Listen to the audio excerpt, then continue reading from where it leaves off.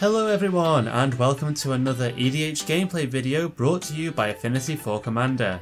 My name is Martin. And my name is Alex. Today we are using tweaked versions of the Commander 2018 pre-constructed decks, with everyone using one of the new Planeswalkers as their commanders. This was possibly one of the longest games of EDH we have ever played, lasting over 3.5 hours, but it was also one of the most enjoyable. With that being said, let's see those opening hands. My commander is Estrid the Masked. I keep an opening hand containing Courser of Kruphix, Verdurine Enchantress, Opalescence, Commune with the Gods, Bountiful Promenade, Sunpetal Grove, and a Plains. My commander is Lord Windgrace. My opening hand consists of Yavimaya Elder, Forehaven Elf, Grizzly Salvage, Canyon Slough, Shelter Thicket, and 2 forests. Jack, who has never so much as touched an island before, is playing Saheeli the Gifted as his commander. His opening hand is Daretti Scrap Savant, Whirl of Invention, Reverse Engineer, Terramorphic Expanse, a mountain and 2 islands. And finally, Chris is playing Aminatou, the Fate Shifter. He keeps an opening hand of Liliana Heretical Healer, Worn Power Stone, Brainstorm, Vindicate, Esper Panorama, Terramorphic Expanse, and Winged Brisk Heights. I win the die roll and start things off by playing Sheltered Thicket. I then pass to Chris. Chris plays Evolving Wilds and then ends his turn. Alex plays Sunpetal Grove and then passes the turn. For his turn, Jack plays an Evolving Wilds of his own. He immediately sacrifices it to put a mountain into play, and Chris sacrifices his land to put an island onto the battlefield. Jack then passes to Martin. I play Canyon Slough as my land for turn and then pass to Chris. In his turn, Chris plays Wind Brisk Heights. He looks at the top 4 cards of his library and exiles one under the heights as a result of its hideaway trigger. Chris then passes the turn. Alex starts his turn by playing Bountiful Promenade. He then casts Commune with the Gods, revealing Wrath of God, Sigil of the Empty Throne, Mosswort Bridge, Heliod God of the Sun, and Kruphix's Insight. He puts Heliod into his hand and the rest into his graveyard, and then ends his turn. Jack plays an island and then casts Endless Atlas. He then passes to Martin. I begin my turn by playing a forest, and then cast Forehaven Elf. Chris responds to this by casting Brainstorm, drawing 3 cards and putting 2 of them back on top of his library. I put a swamp onto the battlefield tapped and then end my turn. Chris plays Esper Panorama and then casts Worn Power Stone before passing the turn. Alex plays an island and then casts Overgrowth. He enchants his island and then passes to Jack. For his turn, Jack plays an island and then casts Commander Sphere. With nothing more to do, he ends his turn. I play a forest and cast Badoka Gardener. Next I cast Grizzly Salvage, revealing Wood Elves, Courser of Kruphix, Tranquil Thicket, Cultivate, and the Mending of Dominaria. I put the Courser into my hand and move to combat. I attack Alex with my elf, dealing him 1 damage, and then pass the turn. In his upkeep, Chris sacrifices Esper Panorama to put a swamp into play tapped. Evidently, he didn't want the card that he put on top of his library with Brainstorm. Chris then plays Rocky Tarbet and passes to me. Alex starts his turn by casting his commander, Estrid the Masked. He uses her +2 ability to untap his enchanted island and cast Courser of Kruphix. Alex reveals the top card of his library to be Nixthos, Shrine to Nyx, and plays it using his Courser's ability. He gains a life and reveals the top card of his library to be a forest. Alex then ends his turn.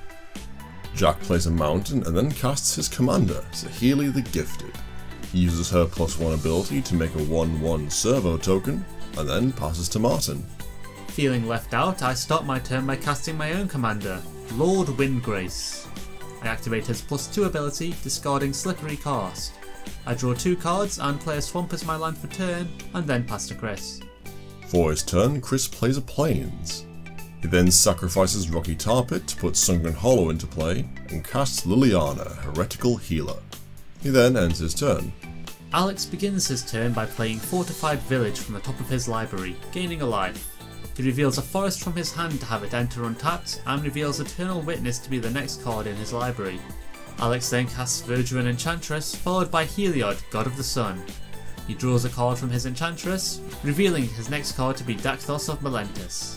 Alex then uses Estrid's +2 ability to untap his enchanted island, and uses it to cast his Eternal Witness that he just drew. He puts Sigil of the Empty Throne into his hand and moves to combat. Alex attacks Windgrace with his Courser and I block with my Elf. Alex then passes the turn. In his turn, Jack uses Saheeli's +1 ability to play Unwinding Clock for 1 mana. He then casts Reverse Engineer, drawing 3 cards, and plays Darksteel Citadel. Still not done, Jack casts Tornos, Urza's Apprentice, and ends his turn. Martin responds to this by using his Gardener's ability, putting Baron Moore into play before moving to his turn. I start my turn by casting Avenger of Zendikar, putting 7 0/1 plants into play. I then activate Windgrace's -3 ability, returning Slippery Cast and Tranquil Thicket to the battlefield. My Avenger's Landfall ability triggers, and I put 2 +1/+1 counters on each of my plants. I then end my turn. Chris jumps on the Planeswalker bandwagon by casting his commander, Aminator the Fateshifter. He activates her +1 ability, drawing a card and putting a card from his hand on top of his library. Next, Chris vindicates Martin's Avenger of Zendikar, preventing his plants from becoming any bigger. He then passes the turn. Alex draws the Daxos on top of his library, revealing Bant's Charm in its place. He then plays a Plains, gains a life from his Courser, and casts Sigil of the Empty Throne. He draws a card thanks to his Enchantress, revealing Scavenging Ooze as his next card. Not yet finished, Alex casts Daxos of Melentis, putting his Devotion to white at 5, making Heliod a creature. He then activates Estrid's -1 ability, attaching a mask to Viridian Enchantress, and passes to Jack.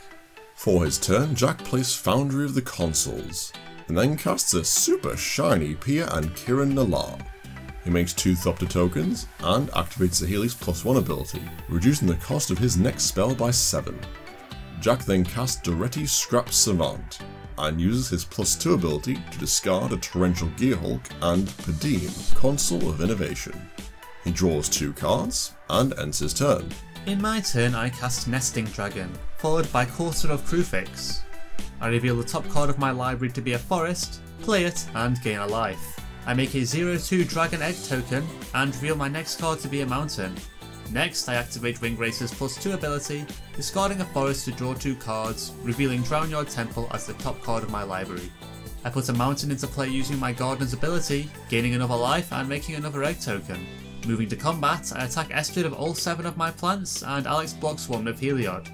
Estrid is smothered by vegetation, and I pass the turn. Chris begins his turn by casting Rune-Scarred Demon, searching his library for a card and puts it into his hand. He then activates Aminator's -1 ability, blinking his demon, allowing him to tutor for a card once more. Chris then ends his turn. Alex draws Scavenging Ooze, revealing Unquestioned Authority as his next card. He then casts Opalescence, upsetting both of the judges at the table and 2 more on the adjacent table. He forgets his Sigil of the Empty Throne trigger and draws a card, revealing Monk Idealist in its place. Alex then casts Unquestioned Authority, once again missing his Empty Throne's trigger. He attaches it to Daxos, draws a card from the Authority and another from his Enchantress. Alex reveals the top card of his library to be Sterling Grove and recasts his commander. He uses her +2 ability to untap his Enchanted Island and then moves to combat. He attacks Chris with his unblockable Daxos, dealing him 2 damage. Chris exiles Oath of Liliana as a result of Daxos' ability, and Alex gains 3 life. Alex then casts the Oath, causing everyone else to sacrifice a creature. Jack sacrifices a Servo, and I sacrifice an egg, creating a 2/2 dragon, and Chris sacrifices Liliana. This time Alex remembers his Throne's trigger and creates a 4/4 angel with flying. Alex then moves to his end step, creating a 2/2 zombie thanks to his Oath, and passes to Jack. Jack plays an island and celebrates finally being able to activate Endless Atlas. He then activates Doretti's +2 ability, discarding 2 cards and drawing 2 to replace them. Jack then activates Saheeli's +1 ability to reduce the cost of his next spell by 6 and casts Whir of Invention. He puts Soul of New Phyrexia onto the battlefield and then uses his Atlas to draw a card. Jack then passes the turn. I start my turn by drawing Drownyard Temple, revealing Grapple with the Past as my next card. Next I cast Mina and Den Wildborn, play Drownyard Temple and Urborg, Tomb of Yawgmoth, gain 2 life and make 2 more eggs. I then cast Yavimaya Elder and activate Windgrace's -3 ability to return a forest from my graveyard to the battlefield. I gain a life, create another egg and go to combat. I attack Estrid with my 2/2 dragon and Alex declares no blocks. I activate my dragon's ability twice, giving it +2/+0 and deal 4 damage to Estrid. I then move to my end step, to which Jack responds by drawing a card with his Atlas. In his turn, Chris goes straight to combat. He attacks Lord Windgrace with his demon, and Martin declares no blocks. Windgrace leaves the battlefield, and Chris moves to his post-combat main phase. He casts Panharmonicon. Oh dear. Chris then activates Aminato's -1 ability to flicker the Runescarred demon, tutoring 2 cards from his library. He then plays Prairie Stream and casts Solemn Simulacrum, putting a Plains and an island into play thanks to Panharmonicon. Chris then passes the turn, and Jack draws a card in his end step. Alex draws Sterling Grove, revealing a forest on top of his library. He plays the forest, gains a life, and reveals another forest in its place. Next, Alex plays Sterling Grove, creating an angel, drawing a card, and revealing the next card in his library to be another forest. Moving to combat, Alex attacks me with an angel and Heliod, and Aminatou with Daxos. Aminatou leaves play, I block Heliod with 2 eggs, creating 2 dragons, and I take 4 damage. In his second main phase, Alex casts Scavenging Ooze and uses Estrid's +2 ability to untap his enchanted island. He then ends his turn and Jack draws a card. For his turn, Jack casts Efficient Construction. He then casts Ethereum Sculptor, making a 1/1 Thopter with flying, and activates Dretti's +2 ability, discarding 2 cards to draw 2. Next, Jack casts Treasure Map, creating another Thopter. He uses Saheeli's +1 ability to cast Steel Hellkite for free, he makes another Thopter, and passes to Martin. I draw Grapple with the Past, revealing Golgari Rot Form as my next card. I play the Rot Form, tap a mountain to float a red mana and return the mountain to my hand. I replay the mountain, gain 2 life from my Corsair and cast Grapple with the Past. I return Avenger of Zendikar to my hand, laugh at Alex for not exiling it with his Scavenging Ooze, and use my floating red mana to give one of my dragons +1/+0. Moving to combat, I attack Alex with all 3 of my dragons. He blocks 2 of them with angels, and I pump the blocked dragons using their ability, making them both 4/2s. Alex takes 2 damage from the unblocked dragons, and the other creatures are destroyed. In my second main phase, I remember that the top card of my library should be revealed, and it turns out to be Blighted Woodland. I sacrifice Yavimaya Elder to draw a card and search my library for 2 mountains before putting them into my hand. I end my turn, and Jack draws a card. Chris starts his turn by casting Aminato's Augury. He exiles the top 8 cards of his library, puts a swamp onto the battlefield, and casts Terminus. I respond by using Scavenging Ooze to exile Liliana from Chris's graveyard, 2 lands from Martin's graveyard, and Torrential Gearhulk from Jack's graveyard.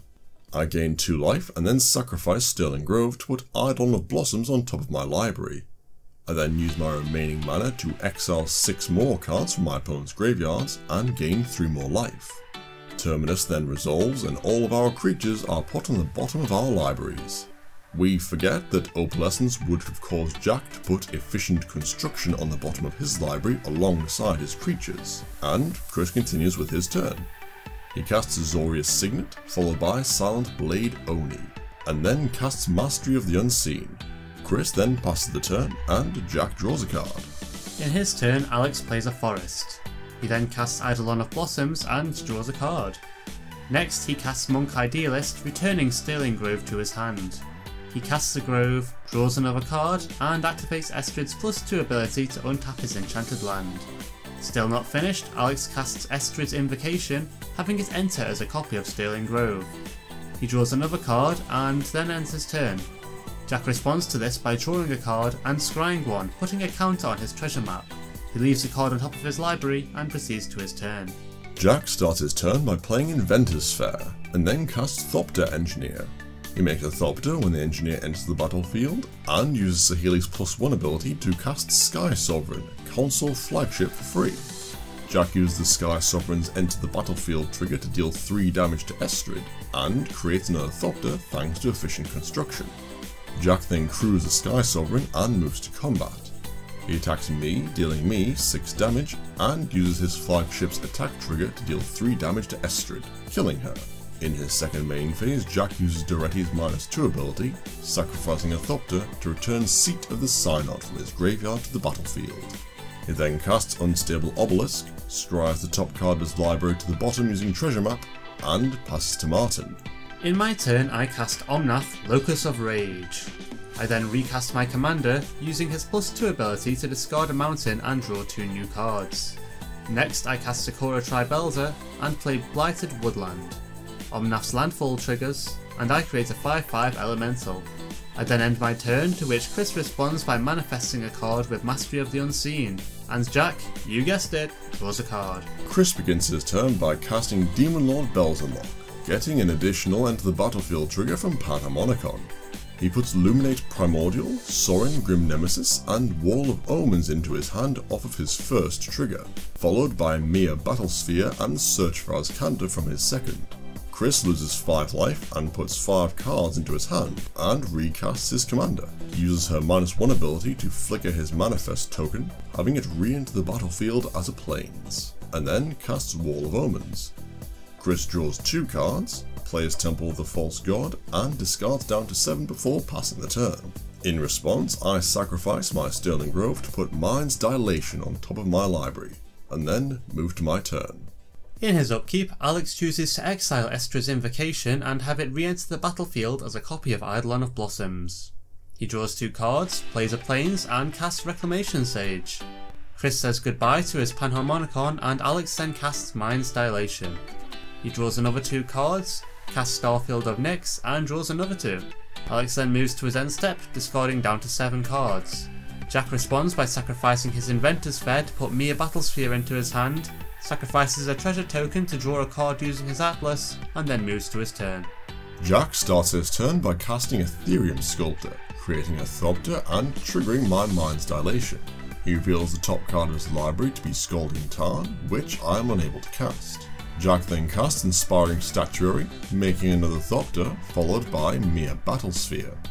He creates yet another Thopter and 4 1/1 Mias when the Battlesphere enters the battlefield, and uses Duretti's +2 ability to discard 2 cards and draw 2 more. Still not finished, Jack casts Kodotha Forgemaster, creating another Thopter, and uses a Healy's -7 ability to make copies of each of his artifacts that he controls. He sacrifices 3 artifacts to activate his Forgemaster Tokens ability, putting Ancient Stone Idol into play, and then repeats this process with his non-token Forgemaster, this time putting Bosch, Iron Golem, onto the battlefield.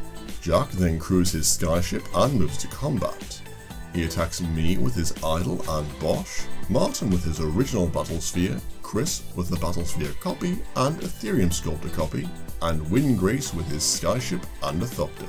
Jack uses his skyship's ability to deal 3 damage to my Estra's Invocation, destroying it, and then uses his army of Mias to give each of his Battlespheres +6/+0, dealing 6 damage to Chris and Martin.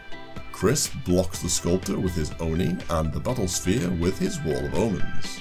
Martin blocks the Battlesphere coming at him with Sakura Tribe Elder, and I declare no blocks. Martin then sacrifices the Elder to put Forest onto the battlefield, and then I take 19 damage, Chris takes 6, Martin takes 0, and Windgrace takes 7. In his second main phase, Jack casts Pia and Kiran Nala, creating 2 Thopter tokens. Moving to his end step, Jack sacrifices all of the tokens produced by Saheeli, and ends his turn. For my turn, I cast Avenger of Zendikar, and Alex casts Groundskeeper from the top of my library with Mind's Dilation. I create 17 plant tokens, and then cast Scapeshift. Whilst it's on the stack, I sacrifice Blighted Woodland to put 2 forests into play, creating 2 more elementals and giving my plants 2 +1/+1 counters. I float 2 mana, sacrifice all 18 of my lands, and search my library for 18 more lands, putting them onto the battlefield. I create 18 more elementals and put 18 +1/+1 counters on my plants, and then return Evolving Wilds and Terramorphic Expanse to my hand thanks to Rakdos Canarium and Gruul Turf. Still not finished with landfall triggers, I play Evolving Wilds, sacrifice it to put a forest into play, create 2 more elementals and put 2 more +1/+1 counters on my plants. Finally done with my turn, I pass to Chris where, you guessed it, Jack responds by drawing a card. Lacking an answer to Martin's immediate board state, Chris attempts to direct the elementals and plants in my direction by blowing up most of my board state with Paraselene. Mind's Dilation triggers, revealing a warped landscape, which I am sadly unable to cast. Paraselene resolves, my board is decimated, Jack's efficient construction is destroyed, and Chris gains 8 life. Chris then casts Search for Azcanta and uses Aminato's +1 ability to draw a card before putting a card on top of the library. He then casts Oath of Teferi, exiling his Demon Lord until the end of turn. Moving to combat, Chris attacks me with his Silent Blade Oni, and I block with Groundskeeper. He then moves to his post-combat main phase where he activates Aminato's -1 ability to flicker one of his tapped islands.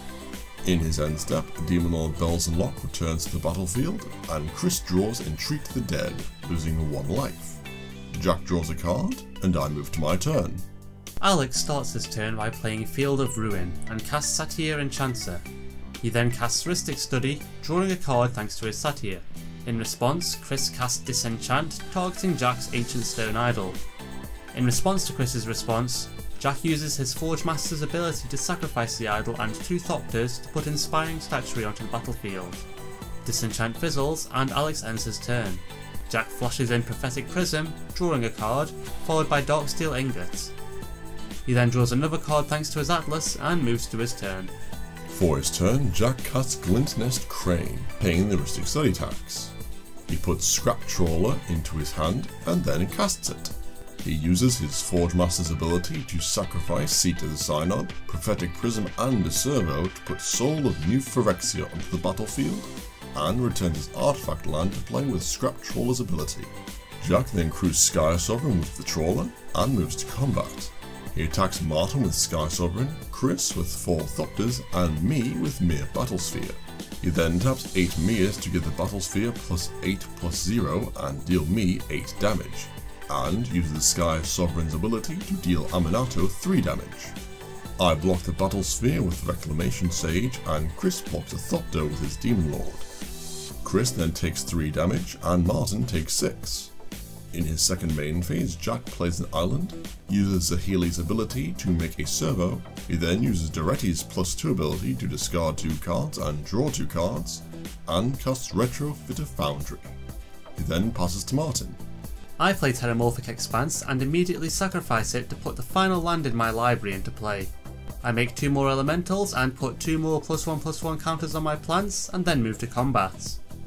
I notice that Chris has kept 4 mana open for the past few turns and question whether he has a Settle the Wreckage in his hand. I decide to attack cautiously, attacking him with only 6 of my elementals for just enough damage to kill him. Confirming my suspicions, Chris casts Settle the Wreckage, exiling my attacking tokens. Alex draws a card from his Rhystic Study, and given that I have no lands left in my library, I don't bother searching it for basics. I move to my post-combat main phase where I cast Ringracer's Judgment. I pay 1 extra for Rhystic Study, and then ask for the table's opinion on what should be destroyed. In the end, I choose Alex's Rhystic Study, Jack's Kuldotha Forge Master, and Chris's Oath of Teferi. Jack uses Soul of New Phyrexia to make his Forge Master indestructible, and my 2 other targets are destroyed. I then recast my commander, and use his -3 ability to put Urborg, Tomb of Yawgmoth, and Canyon Slough onto the battlefield from my graveyard. This creates 2 more elementals, and I put 2 +1/+1 counters on my plants. I then end my turn. In his upkeep, Chris mills Return to Dust with Search for Azcanta, transforming it into Azcanta the Sunken Ruin. He plays Bloodstained Mire and pays 1 life to sacrifice it and put a swamp onto the battlefield. Next, Chris activates Azcanta, putting Devastation Tide into his hand. Martin lets out a cry of despair, and Chris moves to combat. He attacks Martin with his Demon Lord and me with Silent Blade Oni. I block with Monk Idealist, and Martin takes 6 damage. In his second main phase, Chris casts Utter End on Martin's Omnath, and Martin responds by putting Drownyard Temple into play from his graveyard. Chris then casts Devastation Tide, and Jack responds by using his Forge Master's ability to put Thran Dynamo into play. Jack then uses his Unstable Obelisk to destroy Chris's Azcanta, and everybody scoops up their non-land permanents, and Jack chooses to put Saheeli in the command zone. Chris then uses his remaining mana to cast Worn Power Stone, and passes to me. Alex plays Homeward Path and then recasts Satyr Enchanter. He then casts Fertile Ground, targeting his Homeward Path, and draws a card from his Satyr. Next, Alex casts Thassa, God of the Sea. He draws another card and casts Soul Snare, drawing again. Still not done, Alex casts Herald of the Pantheon and ends his turn. For his turn, Jack recasts Ethereum Sculptor, Retrofitter Foundry, Darksteel Ingot, Thran Dynamo, Mere Battlesphere, Inspiring Statuary, and Thopter Engineer. He then casts Echo Storm, creating 2 copies of his Mere Battlesphere, and producing 8 Mere tokens. Moving to combat, Jack attacks each of us with a Battlesphere, tapping his 10 untapped Meres to give the ones attacking Martin and myself +3/+0, and the one attacking Chris +4/+0. Chris takes 4 damage, Martin takes 3, and I take 3 from our respective Battlespheres, and I exile the one coming at me with Soul Snare. Unable to block, Martin takes 9 damage and Chris takes 10. Jack then passes to Martin.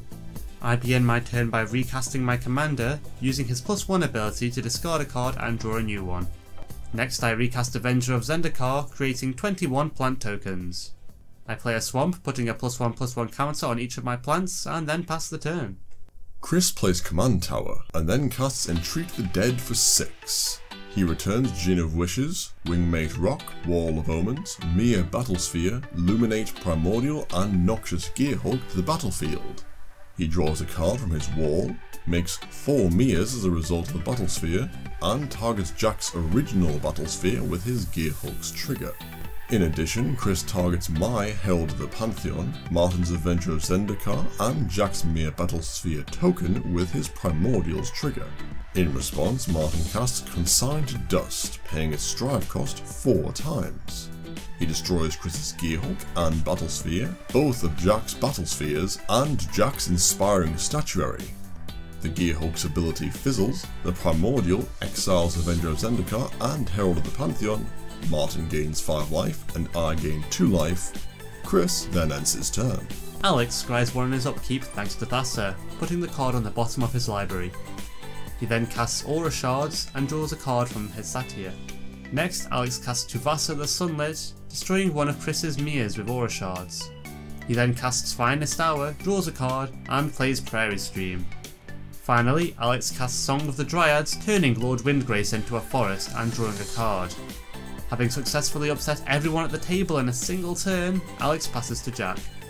In his turn, Jack casts Saheeli's Directive for 14. He reveals the top 14 cards of his library and puts Foundry Inspector, Mind Stone, and Metalwork Colossus into play. Jack curses his bad luck, recasts Duretti's Scrap Savant, and activates his -2 ability. He sacrifices a Thopter to return Mere Battlesphere to the battlefield, creating 4 more Meres, and then moves to combat. He attacks me with his Battlesphere, tapping all 16 of his Meres to give it +16/+0 and dealing me 16 damage. I block the Battlesphere with my Satyr, and then Jack ends his turn. I start my turn by going straight to combat. I attack Alex with 3 of my plants, and he blocks one of them with Tuvasa. Alex then takes lethal damage and is knocked out of the game. Lord Windgrace ceases to be a land, and I activate his +2 ability to discard a card and draw a new one. I then pass the turn. Chris begins his turn by casting Gonti, Lord of Luxury. He looks at the top 4 cards of Martin's library, takes a card, reveals it to be Zuran Orb, and casts it. Chris then recasts Aminato, uses her +1 ability, and then casts Elspeth, Sun's Champion. He uses her -3 ability to destroy all creatures with power 4 or greater, plays Rocky Tar Pit, and ends his turn. In his turn, Jack casts Hedron Archive, followed by Unwinding Clock and Endless Atlas. He then recasts Soul of New Phyrexia, sacrifices Mindstone to draw a card, and casts Ichor Wellspring, drawing again. Still not finished, Jack casts Izzet Signet and moves to combat. He attacks Chris with all of his creatures except for Thopter Engineer, and Chris blocks as much as he can with his own creatures. Before damage, Jack makes all of his creatures indestructible with Soul of New Phyrexia, and Chris takes 16 damage. In his post-combat main phase, Jack recasts Pia and Kiran Nalaar, making 2 Thopters, and uses Duretti's +2 ability, discarding 0 cards. Jack then passes to me, and Chris responds by sacrificing a swamp to gain 2 life. In his turn, Martin casts Traverse the Ulvenwald, and puts Multani Yevameyer's avatar into his hand. He casts the avatar, which is a 42/42 with Trample and Reach, and uses Windgrace's +2 ability to discard a card and draw a card. Martin then casts World Shaper and ends his turn. Jack responds by creating a server with his retrofitter Foundry, draws a card from his Atlas, and sacrifices Hedron Archive to draw another 2 cards. For his turn, Chris casts Swords to Plowshares on Jack's Soul of New Phyrexia. In response, Jack activates the Soul's ability and the Soul is then exiled. Jack gains 6 life and Chris uses his commander's +1 ability to draw a card. He puts a card from his hand back on top of his library and then casts Zorin, Grim Nemesis. Chris activates his +1 ability, revealing Silent Blade only on top of his library. Jack and I both lose 7 life and Chris puts the ninja into his hand. Still not finding an answer to mine or Jack's board states, Chris plays Jace, Unraveler of Secrets.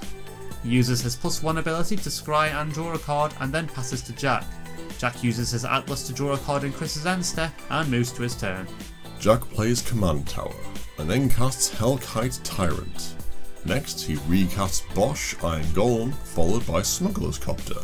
Jack then casts an overloaded Cyclonic Rift, and Chris responds by sacrificing 14 lands, gaining 28 life. Chris and Martin then pick up their boards, and Jack uses Duretti's -2 ability to sacrifice his Wellspring to return Mere Battlesphere to the battlefield. He draws a card from the Wellspring, makes 4 Meres, and moves to combat. He attacks both Martin and Chris for lethal damage, bringing the game to a close. Well, that's it for another episode. Despite all of the negative feedback people have been giving the new Commander Precon decks, we had a lot of fun playing with upgraded versions of them. If you liked this video, please give it a thumbs up and subscribe if you want to see more videos like it in the future. Be sure to click the bell icon to ensure that you never miss a video, and comment below with your thoughts of Commander 2018. We'll see you next time.